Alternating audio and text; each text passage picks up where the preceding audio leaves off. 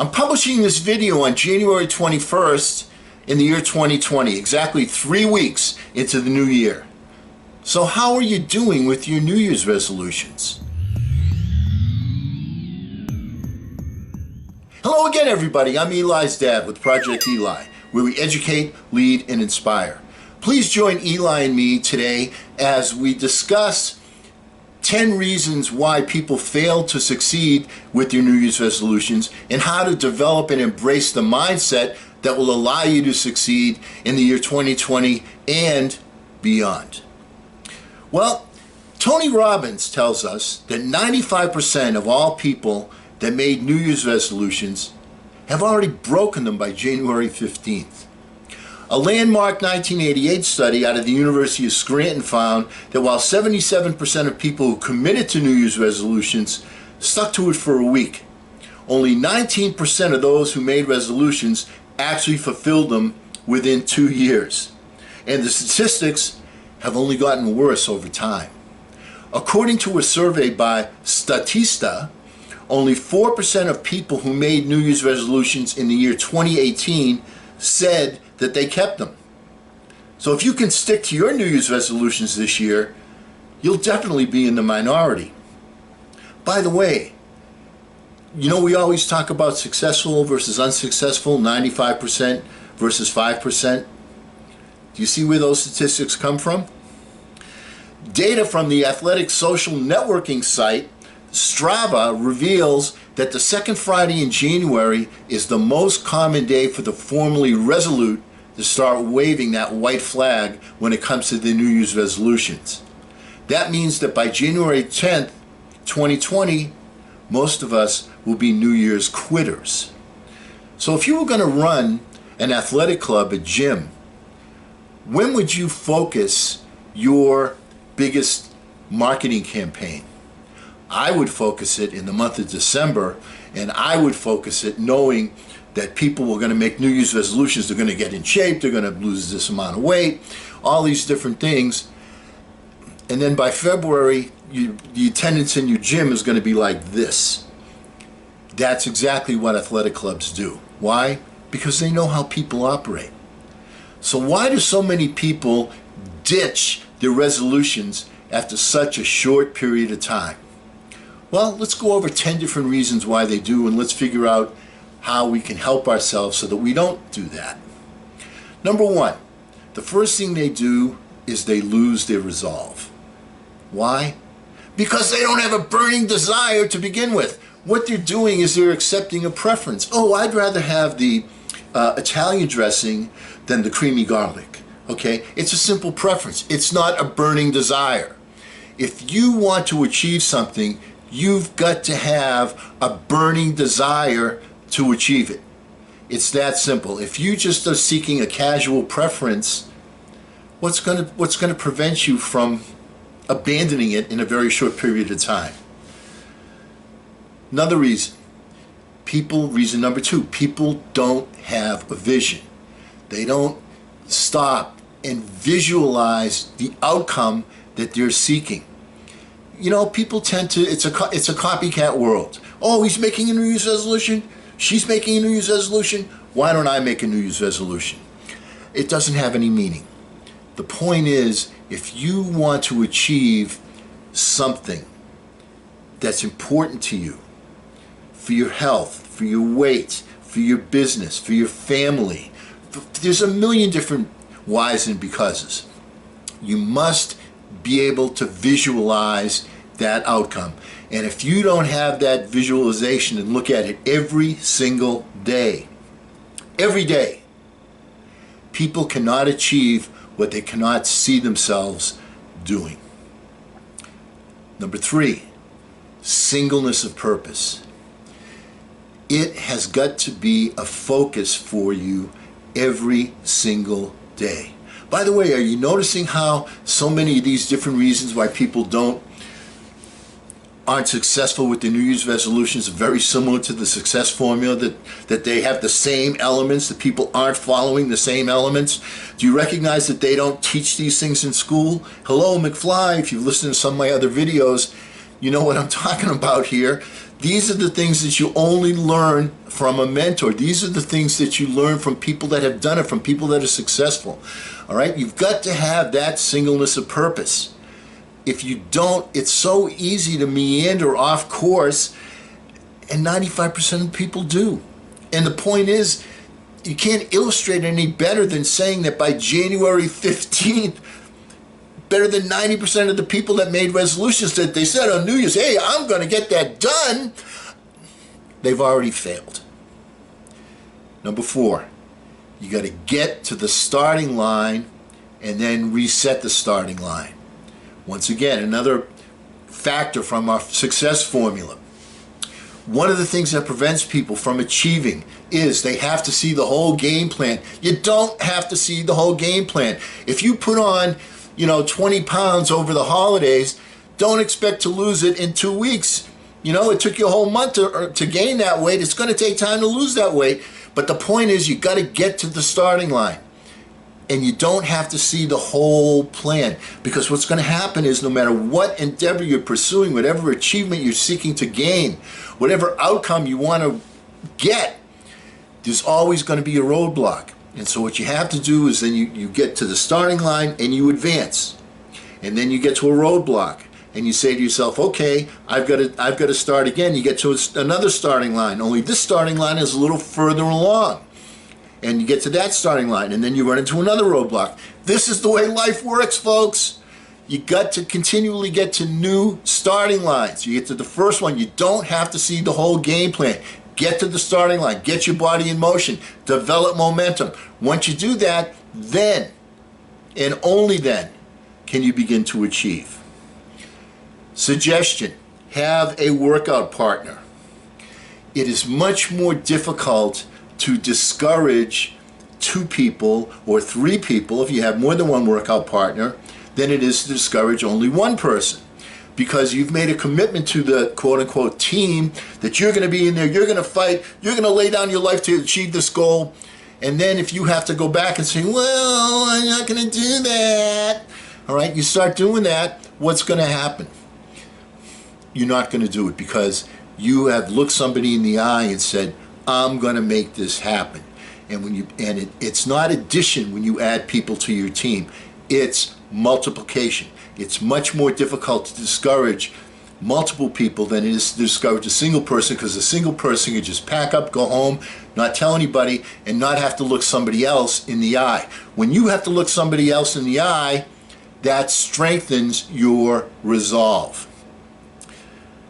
Number 5, getting distracted by disempowering habits.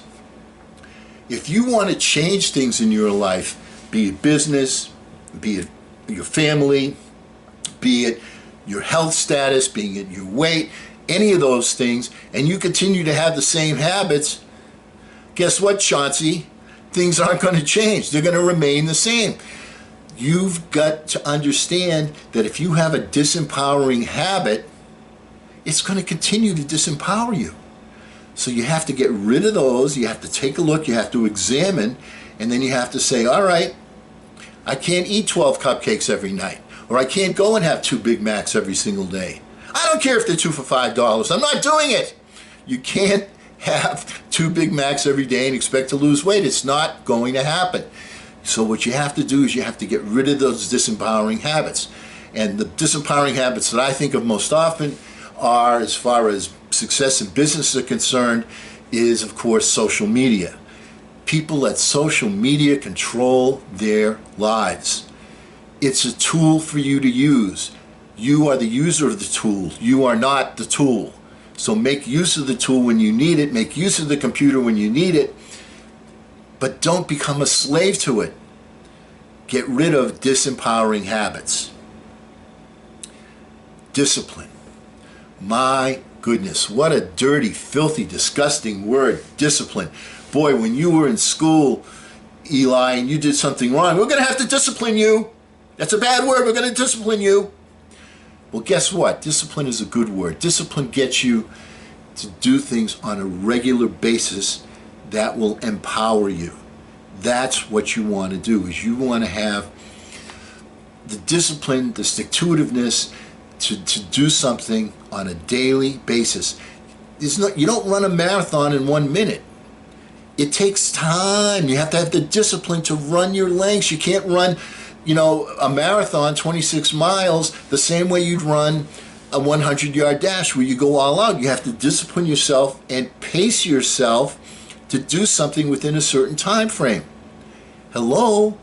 Life is exactly the same way. If you want to achieve something, you have to pace yourself and you have to discipline yourself to make sure that you're doing that within a particular time frame, and you have to do it every single day without exception. Which brings us to goal setting and chunking. All right, I hear people talk about SMART goals all the time. Okay, what's a SMART goal? A SMART goal is something that's easily achievable that you can do. Your goals don't have to be easily achievable. What they do have to do is they have to be chunked down into achievable components. So you don't have to write the great American novel in one day. You can write 50 pages of the great American novel in one day. But if you want to achieve the great American novel, you're not going to write it all at once. But you can write 50 pages or 25 pages or 10 pages every single day when you commit yourself by chunking it down. The same thing is true in whatever pursuit you have as an objective. Chunk it down into achievable components. And one of the things that will help you with this is when you're making your chunks, make them just a little bit beyond what your reach is. Make your grasp exceed your reach. Why? Because when you do that and you achieve it, you establish super momentum. It puts you into the flow, into what I like to refer to as the zone. And when you get into the zone, there's no stopping you. So sometimes, when you're doing things and everything's going right, my goodness, you've achieved something just a little bit further than your comfort zone allows. Get a little bit out of your comfort zone. Not too much, but a little bit out of your comfort zone every day. Get into the flow, get into the zone. That will help you achieve that goal. You must have measuring and accountability. If you don't keep track on a regular basis, how do you know how you're doing? All right, you don't want to be a ship without a rudder. You have to have a port that you're destined to go to.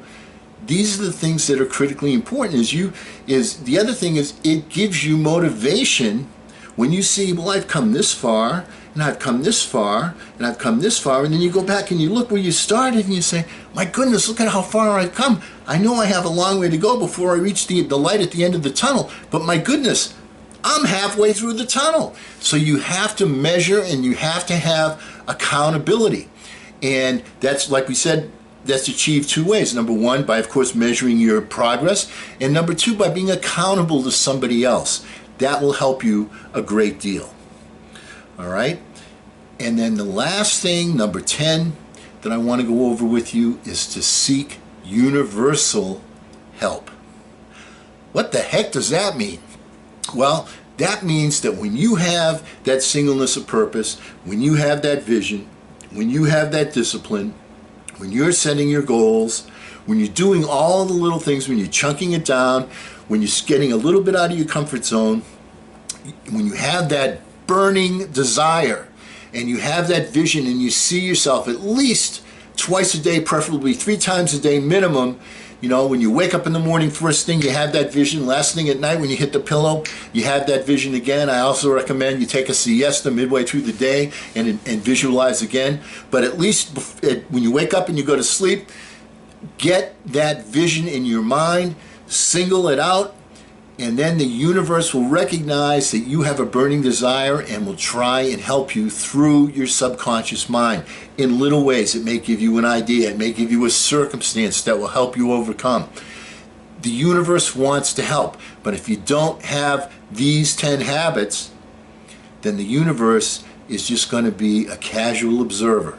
And once you have the universe on your side, through your subconscious mind, through intuitive thoughts that you have, all of those circumstances that you can't predict or plan. I mean, these are things that when you have that resolve, it's going to happen for you. So you want to get the universe on your mind, on your team. The universe wants to help you, but you must single it out, and you must observe and act upon these 10 different features.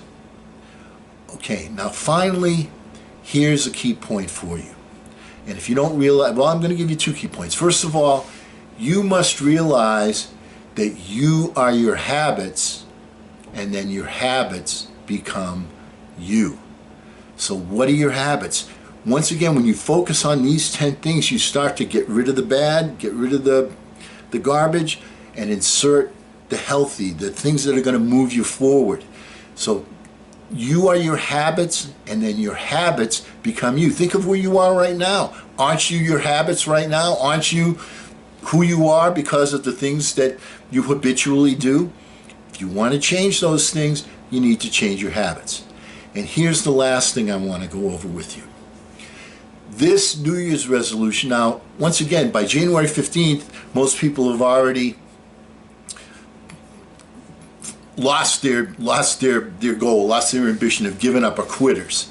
All right, so this is January 21st. I'm actually filming this on the 5th of January. So why am I doing it now? I could make this published on January 15th. I could make this published January 1st. Why am I choosing this day? Here's the why and because. First of all, New Year's resolutions are letting the calendar dictate to you how you should act. Hello? Is that the way things should be? Or are you the one that's in control? You want to be the one in control. So the calendar is an arbitrary piece of cardboard with outstanding pictures on it of nature things, okay? Fantastic.